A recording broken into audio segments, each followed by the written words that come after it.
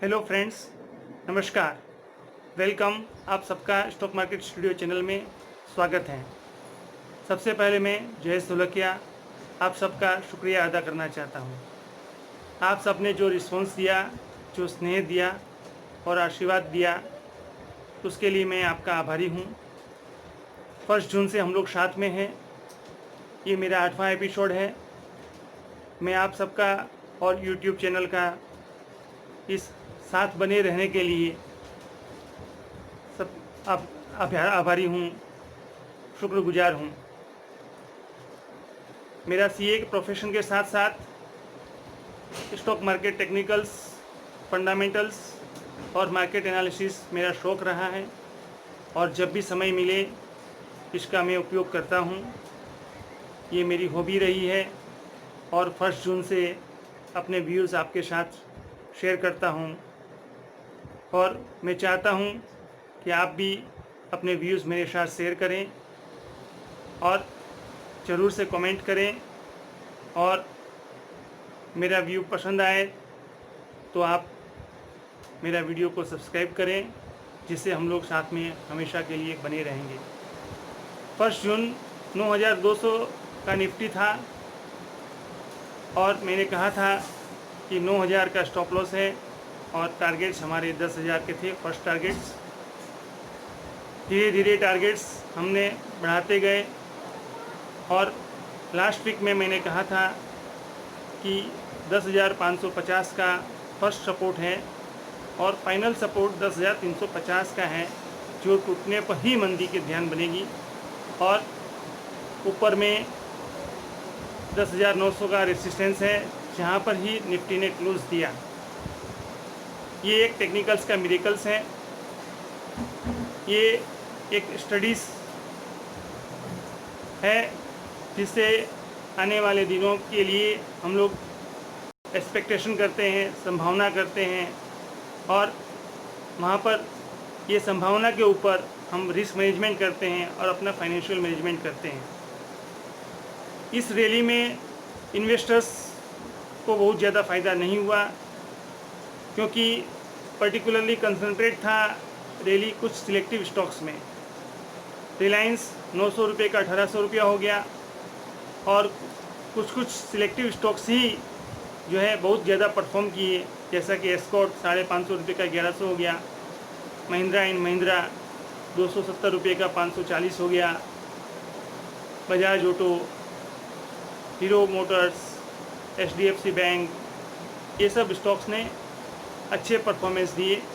और last week में IT stocks ने अच्छे परफॉर्मेंस दे करके निफ्टी में एक अच्छा ट्रिगर दे दिया। 10,900 का लास्ट बुलिश ट्रिगर था, जहां पर हम लोग फायरवर्क्स की उम्मीद कर सकते हैं। यहां पर बहुत सारे एनालिस्ट, बहुत सारे फंडामेंटल व्यूज़ और टेक्निकल व्यूज़ 2 महीना से मंदी में थे। इकोनॉमी कोलैप्स हो जाएगी, लॉकडाउन के चलते सब कंपनी के रिजल्ट्स बहुत ज़्यादा ख़राब होंगे, हम लोग की GDP ग्रोथ बहुत कम हो जाएगी, हम लोग काफ़ी पीछे चले जाएंगे, ये सब धारणा थी। लेकिन इसके विपरीत जो अभी रिज़ल्ट्स आउट हुए हैं, विप्रो के रिज़ल्ट्स आउट हुए, उसने एक बहुत अच्छे परफॉर्मेंस दिए। इन्फोसिस ने रिज़ल्ट्स आउट किए, जिसने अच्छा परफॉर्मेंस दिया और दोनों स्टॉक 12% से 14% तक की रैली दे दिया। नीचे के प्राइस से 30 to 40% रैली दिया और उसी दिन एक दिन में 14% तक हाई जंप किया। इसके साथ ब्रिटानिया ने 260 करोड़ के प्रॉफिट के सामने में 550 करोड़ का प्रॉफिट दे करके मार्केट को सरप्राइज़ दिया। और आने वाले दिनों में हम लोग ये एक्सपेक्ट करते हैं कि बहुत सारे स्टॉक सरप्राइज़ देंगे। वर्स्ट हम लोग एक्सपेक्ट कर चुके हैं, मार्केट डिस्काउंट कर चुका है और यदि अब यहाँ से वर्स्ट के बदले में थोड़ा सा बेटर पोजीशन में आते हैं, हम लोग थोड़ा सा भी बेस्ट आते हैं, तो मार्केट ज़रूर से सपोर्ट करेगा, रिस्पॉन्स करेगा। तो आने वाले दिनों में काफ़ी सतर्कता के साथ हम लोग को ट्रेडिंग करना है।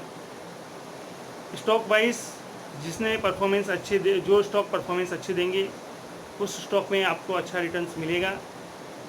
जो स्टॉक वर्स्ट डिस्काउंट कर चुके हैं, वर्स्ट का एक्सपेक्टेशन से जो है बेटर रिजल्ट्स देंगे, वो भी अच्छे स्टॉक वो भी अच्छे परफॉर्म करेंगे, ऐसी हमारी धारणा है।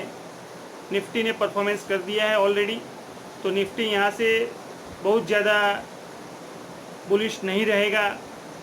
11,250 और 11,390 का फाइनल ट्रिगर प्राइस है फ़िलहाल टाइम बिंग। और नीचे में सपोर्ट लेवल 10,550 का मेजर सपोर्ट है, जहाँ पर ट्रिगर होने के बाद हम लोग बेरिश व्यू का ध्यान बनाना शुरू कर सकते हैं। तब तक के लिए हम लोग का 10,550 और 11,250 से 11,390 तक का लेवल्स रहेगा। तो इस लेवल को ध्यान में रखते हुए अभी हम एक्सपेक्ट करते हैं कि सिलेक्टिव स्टॉक्स में, मिड कैप में, स्मॉल कैप में और सेंसेक्स के कुछ स्टॉक्स में एक अच्छी रैली बनने की संभावना है, फायरवर्क्स होने की संभावना है। जो ट्रेडिंग में नहीं कमा पाए वो अपना स्टॉप लॉस करके यदि सिलेक्टिव स्टॉक में ट्रेडिंग करें तो ज़रूर कुछ फ़ायदा होने की संभावना है। लेकिन आपको अलर्ट रहना पड़ेगा, आपको स्टॉप लॉस रखना पड़ेगा, आपको अपना रिस्क मैनेजमेंट करना पड़ेगा, तभी आपका गेन होगा। और अभी शॉर्ट पोजीशन करने की सलाह नहीं है, at least for the next week. Profit booking की सलाह मैं ज़रूर दे सकता हूँ। नीचे के लेवल से काफ़ी बढ़ा हुआ है, तो कभी भी 300-400 पॉइंट की करेक्शन आ सकती है निफ्टी में। ऊपर जा कर के 11,200 या 11,300 के बाद वहाँ से 300-400 पॉइंट की करेक्शन की संभावना बनी जाती है। बैंक निफ्टी में 21,900 के ऊपर बंद हुआ है और ऊपर में 22,500 और 23,000 का एक रेजिस्टेंस लेवल है, वहाँ से और ऊपर जाने की भी संभावना है। और ऊपर नीचे में जो है 21,000 का मेजर सपोर्ट लेवल्स हैं। तो मुझे ये समझ में आ रहा है, जो मेरा सजेशंस हैं, कि bank stocks, auto stocks, metal stocks, ये सब में एक रैली बनने की संभावना है, जिसके रिज़ल्ट परफॉर्मेंस ज़्यादा नेगेटिव नहीं आए और थोड़े से भी जो है मार्केट एक्सपेक्टेशन के हिसाब से यदि रिज़ल्ट आए तो वो स्टॉक अच्छा परफॉर्म करेंगे और उसमें आप निवेश भी कर सकते हैं। अभी बहुत सारे स्टॉक्स जो है 8,000 और 9,000 के जो निफ्टी के लेवल्स थे वहीं स्टॉक में चल रहे हैं, तो रिस्क लेवल काफ़ी लो है स्टॉक वाइज में। निफ्टी में रिस्क लेवल ज़्यादा दिखाई दे रहा है, क्योंकि निफ्टी नीचे से 40% बढ़ चुका है। सेंसेक्स 26,000 से 37,000 हो चुका है, तो उसमें भी आपको सेंसेक्स ज़रूर रिस्क नज़र आ रहा है निफ्टी और सेंसेक्स में। लेकिन स्टॉक वाइज में देखें तो जो प्राइस 8,000 या 9,000 के लेवल्स के थे, बहुत सारे स्टॉक्स में वही प्राइस आसपास चल रहे हैं, तो उसमें 20-30% रैली आने की संभावना है। जैसे कि टाटा स्टील 350 के आसपास चल रहा है, नीचे से ज़रूर बढ़ा हुआ है ये भी स्टॉक, लेकिन फिर भी यहाँ पर मेटल स्टॉक में तेज़ी बनती है, तो ये टाटा स्टील, JSW स्टील, ये सब में एक रैली आने की संभावना बनती नज़र आएगी। ऑटो स्टॉक में मेजर ऑटो स्टॉक चल चुके हैं, लेकिन Ashok Leyland, Tata motors, Motherson Sumi, auto ancillary stocks हैं, ये सब स्टॉक्स अभी नहीं चले हैं। तो ये सब स्टॉक्स में आपको 20-30% का गेन होने की संभावना है। अपने स्टॉप लॉस के साथ काम करें तो इसमें एक अच्छे रिटर्न्स आने की संभावना बन सकती है। विप्रो का रिजल्ट काफ़ी अच्छा आया, इन्फोसिस का रिजल्ट भी बेटर देन एक्सपेक्टेड था, और HCL टेक्नोलॉजी का रिजल्ट ज़्यादा अट्रैक्टिव नहीं था, लेकिन फिर भी मार्केट के हिसाब से एक अच्छा रिजल्ट रहा। तो ये हिसाब से देखें तो आने वाले दिनों में रिजल्ट सीज़न चालू हो जाएगा। काफ़ी सारी कंपनियों के रिजल्ट्स आएंगे, मार्केट में उठापटक रहेगी, दोनों साइड वोलेटिलिटी रहेगी। इसके साथ अपने को अलर्ट रह करके सिलेक्टिव स्टॉक में ट्रेडिंग करना है और उसमें जहां मौका मिले वहां प्रॉफिट बुकिंग करके अपना फ़ायदा उठाना है। यदि स्टॉक वाइज में सिलेक्शन नहीं हो तो म्यूचुअल फंड अभी भी अच्छे लगते हैं। मिड कैप और स्मॉल कैप जो फंड्स हैं वो ऊपर की NAV से 30-40% अभी भी डाउन चल रहे हैं, जो हाईएस्ट NAV था लास्ट ईयर का, क्योंकि मिड कैप और स्मॉल कैप में 2.5 ईयर से मंदी चल रही है।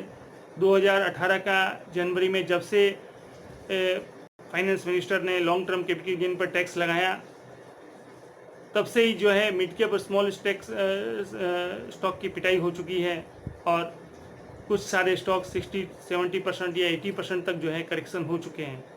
तो यहाँ पर एक यदि निफ्टी 11,000 लेवल में सस्टेन रहता है तो बहुत सारे स्टॉक्स में आपको अपॉर्चुनिटी दिखाई देगी। वहाँ पर आप जो है अपना ट्रेडिंग करके, अपना इन्वेस्टमेंट करके आप गेन कर सकते हैं। और यदि आप वो नहीं कर सकें तो मिड कैप और स्मॉल कैप फंड्स, बहुत सारे अच्छे फंड्स हैं जो अभी 2 महीना से परफॉर्म करना शुरू किए हैं। जैसे लास्ट वीक मैंने किया था, आपको बताया था कि Nippon small cap fund, DSP small cap fund, ये जो है परफॉर्म करना शुरू कर दिए हैं। लास्ट 2 महीना में 20% रिटर्न दिया है और नेक्स्ट आने वाले दिनों में 10 to 20% का रिटर्न दे सकता है। तो आपका पोर्टफोलियो में इसमें ज़्यादा लॉस हो तो उसको एवरेज करके आप थोड़ा सा निकल सकते हैं। उसमें एवरेजिंग करके वापस 2-3 महीना में आप वापस प्रॉफिट बुकिंग करके आप स्विच करके चेंज कर सकते हैं। और जो है यदि आपको 11,400 का लेवल्स मिले तो लार्ज कैप स्टॉक्स में भी आप प्रॉफिट बुकिंग करके आप अपनी NAV के हिसाब से देख करके उसमें स्मॉल कैप और मिड कैप स्टॉक्स में या डाइवर्सिफाइड फंड्स में जा सकते हैं, मल्टी कैप फंड में जा सकते हैं। आप अपना पोर्टफोलियो को रीसफल कर सकते हैं। और यदि यहाँ से और बाज़ार ज़्यादा तेज़ी होता है तभी मैं आपको सलाह दूंगा कि आप डेप्ट टू इक्विटी से डेप्ट में चले जाएं कुछ दिनों के लिए। लेकिन अब जुलाई 15 तारीख, 17 जुलाई के लास्ट 10 डेज़ में और नेक्स्ट अगस्त के 1 महीना में काफ़ी वोलाटिली रहेगी मार्केट और ऊपर नीचे उतार चढ़ाव रहेगा। स्क्रिप्ट वाइज परफॉर्मेंस आप उसको ध्यान करके आप उसका ट्रेडिंग करें तो आपको अच्छा फ़ायदा होने की उम्मीद है। नेक्स्ट वीक के लिए 10,900 का निफ्टी क्लोज हुआ है। 10,750 का मेजर स्टॉप लॉस है और ऊपर रेसिस्टेंस लेवल 11,250 और 11,390 का है।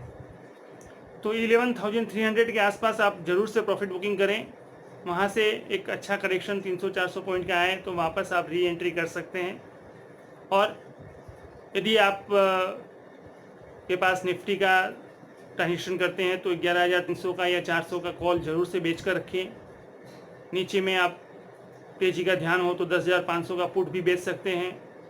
बैंक निफ्टी में थोड़ा बुलिश मूवमेंट ज़्यादा आने की संभावना है तो ये मैं भी आपको एक स्ट्रेटजी देना चाहूँगा कि बैंक निफ्टी लेकर के आप निफ्टी भी बेच सकते हैं।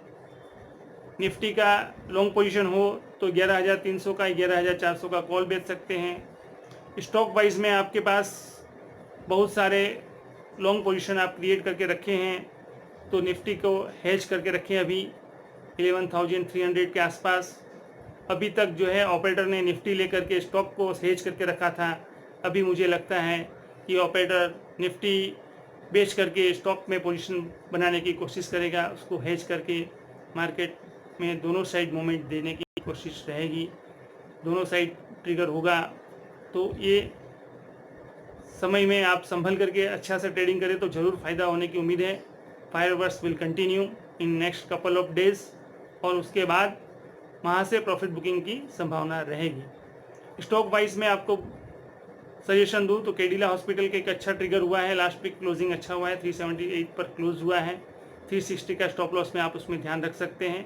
410 से 430 का ट्रिगर होने की संभावना है, वहाँ तक प्रॉफिट बुकिंग आप कर सकते हैं। नेक्स्ट में टाटा स्टील, जैसे मैंने बताया 350 के ऊपर क्लोज हुआ है। 335 के स्टॉप लॉस में ध्यान रख सकते हैं। 390 से 395 प्रॉफिट बुकिंग हो सकता है, वहाँ पर एक बार प्रॉफिट बुकिंग करें। नेक्स्ट में एक्सिस बैंक, ये भी एक अच्छा स्टॉक है और 430 के आसपास क्लोज हुआ है। 415 के स्टॉप लॉस में इसमें भी आप ट्रेडिंग या निवेश कर सकते हैं। 470 480 का लेवल्स आने वाले दिनों में आने की संभावना है। छोटा स्टॉक में अशोक लेलैंड 52 का प्राइस क्लोज हुआ है, 49 का स्टॉप लॉस में है, आप निवेश कर सकते हैं। नियर टर्म टारगेट 58 का है और इसके ऊपर यदि चलेगा तो 65 तक जाने की उम्मीद बन सकती है। और एक स्टॉक में अच्छा ट्रिगर हुआ है अपोलो हॉस्पिटल, 1500 के ऊपर क्लोज हुआ है। 1450 के स्टॉप लॉस में इसमें भी आप निवेश कर सकते हैं और 1590 और 1650 के लेवल में आप उसमें प्रॉफिट बुकिंग करके एग्जिट भी हो सकते हैं। वहाँ पर एक अच्छे प्रॉफिट आने की संभावना है। जो लास्ट वीक मैंने दिया था L&T और स्टेट बैंक, ये दोनों स्टॉक भी अच्छे ही लग रहे हैं नेक्स्ट वीक के लिए। 188 स्टेट बैंक है, 182 का स्टॉप लॉस में आप 220 210 का मीडियम टर्म टारगेट्स में आप उसमें भी निवेश बने रह सकते हैं। L&T 925 पर क्लोज हुआ है, इसका 900 रुपये का स्टॉप लॉस है और 990 का टारगेट प्राइस है।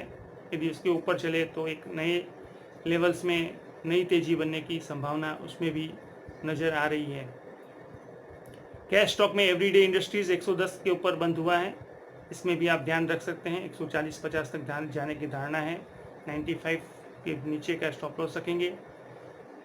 टेक्समेको रेल गवर्नमेंट का स्टॉक्स है, अच्छा स्टॉक है, 28 का प्राइस क्लोज हुआ है, 24 का स्टॉप लॉस में, इसमें भी ध्यान रख सकते हैं। 38-40 तक प्राइस आने की संभावना है। हिंदुस्तान को ऊपर 37-38 का प्राइस चल रहा है, 30-32 का स्टॉप लॉस में, इसमें भी आप ध्यान रख सकते हैं। मीडियम टू लॉन्ग टर्म का स्टॉक है, शॉर्ट टर्म में छोटी रैली बन सकती है, लेकिन लॉन्ग टर्म में एक अच्छा निवेश ये हो सकता है। लास्ट वीक मैंने 2 वीक पहले मैंने साइंट दिया था 278-280 के लेवल्स में, तो ये भी एक अच्छा ट्रिगर हुआ है, 295 पर क्लोज हुआ है, इसमें भी आप ध्यान बने रहें। 350 से 380 की धारणा बन सकती है। और दूसरे स्टॉक्स में आपको मैंने गेल बताया था, कैन बैंक भी 102 रुपया में अच्छा लग रहा है, 100 रुपये का स्टॉप लॉस में। बैंक ऑफ बड़ौदा 4950 का लेवल्स चल रहा है, ये भी एक अट्रैक्टिव प्राइस लेवल्स है जहाँ पर आप निवेश कर सकते हैं। कर्नाटका बैंक 45 में एक अच्छा स्टॉक है, इसमें भी आप निवेश कर सकते हैं। सेल ने अच्छा रिजल्ट दिया था 35 का प्राइस में, इसमें भी आप ध्यान रख सकते हैं। तो ये सारे स्टॉक में आप ध्यान करके short term to medium term या लॉन्ग टर्म में निवेश भी कर सकते हैं और ध्यान भी रख सकते हैं। यदि आपको मेरा वीडियो अच्छा लगा हो, आप ज़रूर से लाइक बटन दबाएं। हमारे साथ बने रहने के लिए आप ज़रूर से सब्सक्राइब करें, जिससे आपको मेरा जैसा ही वीडियो निकलता है आपको तुरंत इसकी सूचना मिल जाएगी। तो ये सब्सक्राइब करना ना भूलें। मैं जयेश ढोलकिया आप सबका आभारी हूँ और मैं एक्सपेक्ट करता हूँ कि आप सब स्वस्थ रहें, अच्छे रहें, सबको अच्छा ट्रेंड्स मिले, सबकी वेल्थ क्रिएशन अच्छी हो और मुझे आशीर्वाद दें। जयेश ढोलकिया का नमस्कार, थैंक यू।